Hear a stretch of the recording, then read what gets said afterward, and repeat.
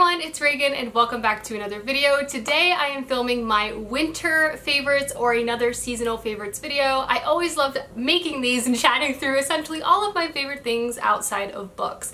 I'm also kind of expanding the format of this video to include a little more in-depth review and TBR focus of some of the animes and K-dramas I have been watching. If you've seen any of my past vlogs this past year, I've essentially gotten back into anime full force. I watched so much anime growing up but kind of fell off watching it in college, but I have fallen in love with it again and I've just been enjoying watching and sharing shows with you guys via those vlogs, so I figured I kind of wanted a set place to kind of chat about those, so I thought this might be a good vehicle for that. I've also very recently gotten into K-drama. I kind of wanted to add that on as a kind of area of focus as well. But without further ado, let's go ahead and dive into the favorites, starting with my one physical non-clothing item, and that is my Ember mug.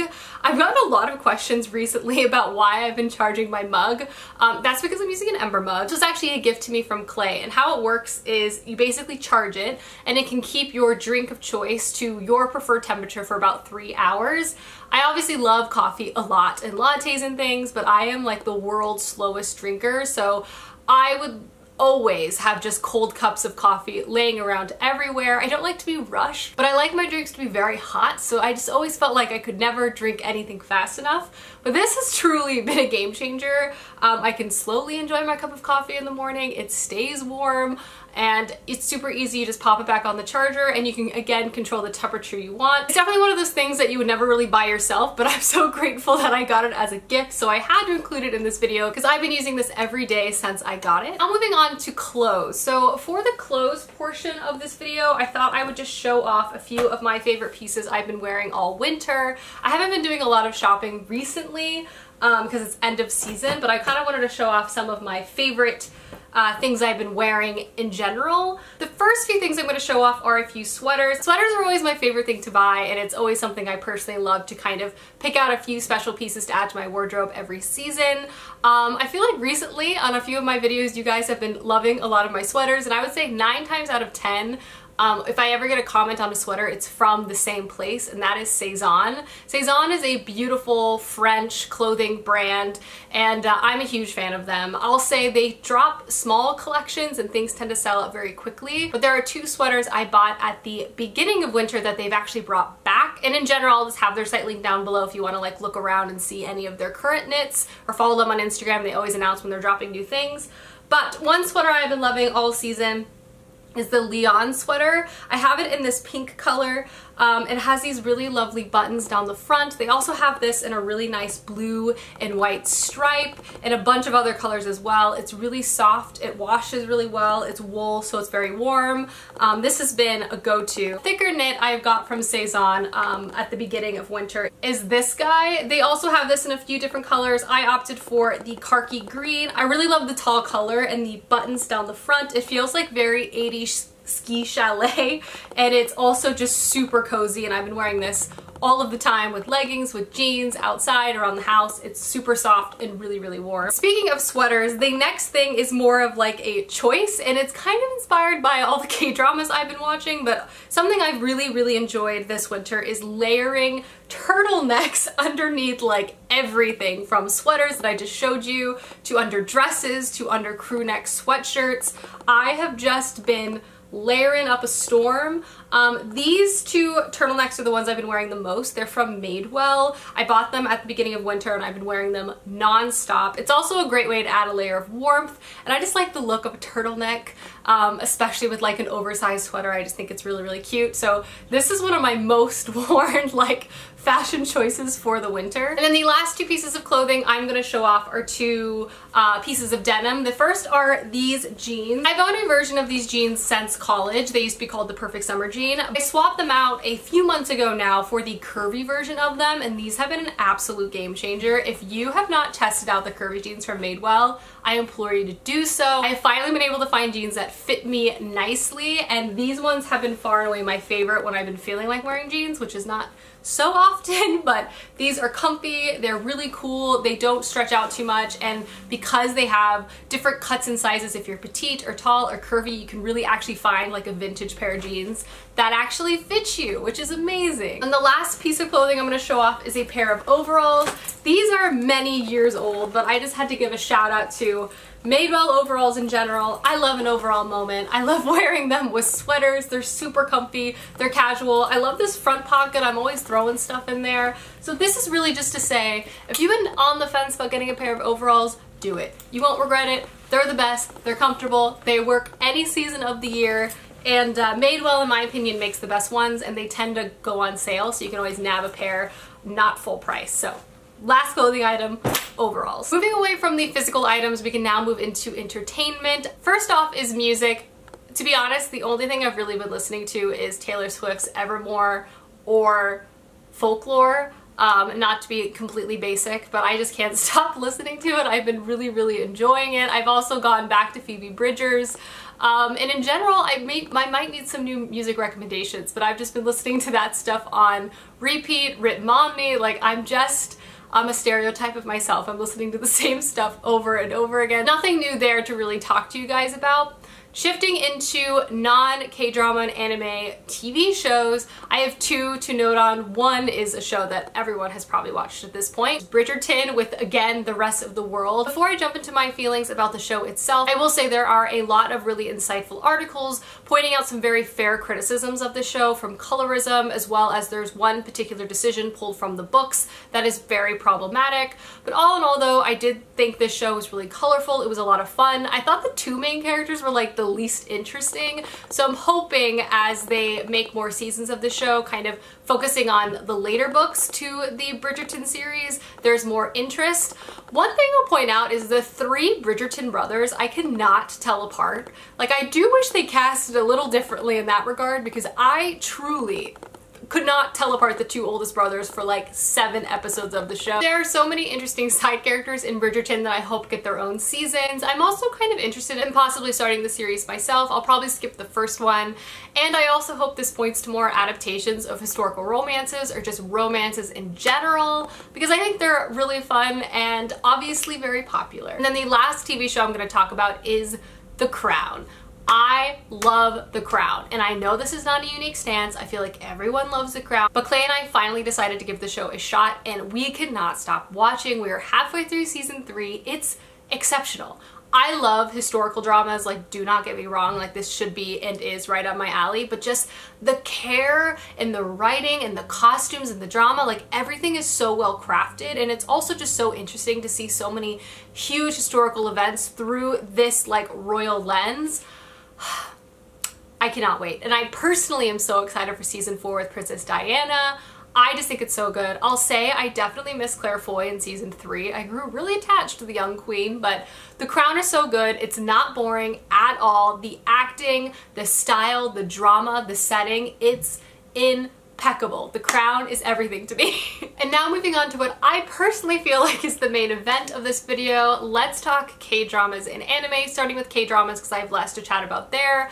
So in the past month, I would say I have gotten into K-dramas so much. They're honestly addicting, so much fun, great acting, great romance, and I just can't stop. I just park myself in front of the TV and I just watch hours and hours and hours of K-dramas, and I just can't wait to watch more shows in this genre. Specifically, I have finished 2 K-dramas recently. The first one is Cinderella and Her 4 Nights. Actually, in this K-drama, the main actress is the sister in Parasite. Her acting range is incredible. This basically follows a young girl who has kind of a turbulent home life. Her stepmom doesn't like her and her half-sister are terrible, and she's just basically working to try to save up enough money to go to college, but some roadblocks happen at the beginning of the show, kind of prevents her from putting down the down payment. And then from there, she's offered an unusual employment opportunity to live at the house of a very esteemed and wealthy family. And their 3 grandsons live of a chairman of a very rich company. And she's essentially living there to try to get their acts together and help them love each other and realize each other as a family. There's so many hijinks in this show. 1, romance impeccable, humor impeccable, the K-drama like antics impeccable. It was described to me by my good friend Monica as like classic K-drama. There are so many different types of plot twists happening left and right. It's incredibly entertaining. It has a smushy, lovely romance at its heart. I love Jinwoon. I guarantee it will make you smile, laugh, and maybe shed a tear. And then the second K-drama I finished was My First Love, and this is a really fun, kind of wholesome show about one individual who has a house, and for various reasons his close friends all kind of move into that house, and it's full of antics and hijinks and fun and friendship and drama along the way. This is set kind of more in a college setting, and I would say is less dramatic than Cinderella and Her Four Knights. It has a really sweet romance at its center, kind of following two individuals who were childhood best friends, and each of them now as adults are kind of facing different trials and tribulations and dating different people. The show definitely couples romance with a lot of humor. It was entertaining. I watched it very, very quickly. And then in terms of my K-drama TBR, or I should say TBW, to be watched, I have Crash Landing on You, which is probably my most recommended to be K-drama. I also know it's, I think, considered the most popular K-drama of all time in terms of it being the most watched. I'm on episode 4 of this show. I've watched 4 episodes in 24 hours. I cannot stop watching it. This show essentially follows a woman from South Korea who accidentally paraglides into North Korea, and there I think it's like a star-crossed lovers. It's dramatic but also has great humor. That's one thing I'll say. I feel like K-dramas really balance having like fun moments with really dramatic moments, so it's just a roller coaster of a good time. And then from there I am deciding between watching Hotel de Lune, which is about a cursed hotel of ghosts, as well as Weightlifting Fairy, which is another college focused but sports focused K-drama story. Both of those are really, really popular. They're very much at the top of my list, and I'll be watching both of those over the next couple of months. I watch most of my K-dramas on Netflix. All the ones that I've previously mentioned are on there, but I am looking into possibly getting the K-drama streaming service as I continue to need to watch more and more. From there, let's talk anime. So this past winter, I have been watching quite a few, starting first with the animes Clay and I have been watching together. First and foremost, Bleach. So we're kind of on like a shonen anime watch-a-thon. Clay's very new to anime and is interested in these, but also I've been wanting to rewatch a lot of these from my childhood. We are halfway through Bleach at this point. It's a lot of fun. It definitely moves a lot quicker than Naruto. I wouldn't say it's as good as Naruto. It's getting maybe a little bit repetitive, but from what I remember, it's definitely everything I was hoping it would be. Action, you know, all of that, like the leveling up, the combat is a lot of fun, so I'm looking forward to catching up on this in time for the new release of the new season. I think is coming out in 2021, so that is exciting. We've also finished Mushishi, which is another one of my all-time favorite anime series. This is more of an episodic, beautiful, nature-focused anime about a traveling medicine man who kind of solves various problems in different villages. It is stunning, both in its acting, its storytelling, and its animation. It's also one of the most peaceful animes I've ever watched. It will kind of crush you though. It's definitely can get very, very dark, but it is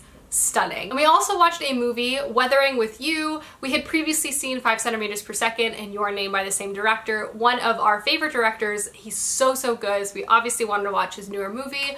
This, of course, was stunning in terms of its animation and its character work. I wouldn't say I liked it more than 5 centimeters per second or Your Name, but it was definitely worth the watch, and stunning in terms of its like nature-based animation. This director and his studio makes some of the most beautiful movies out there. From there, I'm going to chat about the animes I've been watching with Starla. First and foremost, we've been watching Haikyu. We watched season 1 and season 2 of this delightful shonen volleyball-based anime. I can't implore you more to check this show out. It's so much fun, so funny, and just like the spirit and the determination of these characters will lift your soul. You do not have to care or know anything about volleyball going into this. I was one of those individuals who didn't even think they liked volleyball, but now I plan on watching every volleyball match in the Olympics because I know a lot about it now and I'm very interested in it. But again, like the friendship and just like it's so cute and you'll cry, and the animation is beautiful. It's intense. Like